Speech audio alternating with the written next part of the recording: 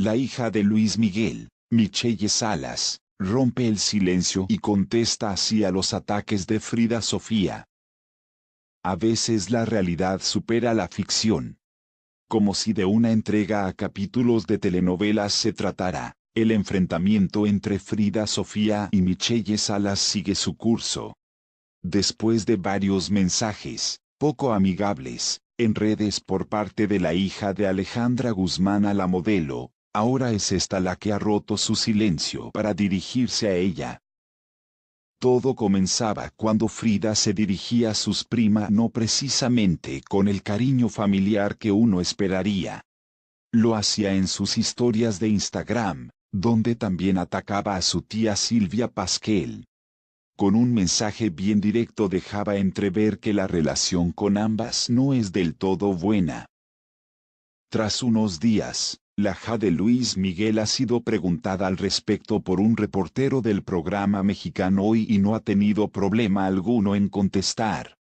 Eso sí, sin ataques ni malos rollos, todo en un tono muy calmado. No tengo ningún comentario porque creo, pues no sé, que no es relevante, ha comenzado diciendo con la conciencia muy tranquila y sin alterarse. El amor va más allá y la familia va más allá y no tengo que hablar mal de nadie, ha seguido de forma elegante. Con estas palabras ha zanjado el tema del que se viene hablando toda la semana tras los mensajes nada conciliadores de Frida. Para Michelle su familia lo es todo y no está dispuesta a entrar en ninguna guerra a pesar de lo que se está diciendo de ella.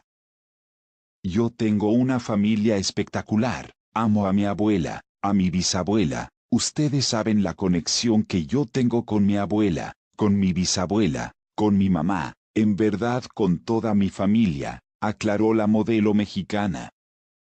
Esta actitud pacífica ha vuelto a molestar a Frida, quien no ha tardado en contestarla en las redes con un video bailando y un mensaje a su prima. Obvio no tienes nada que decir, escribió molesta.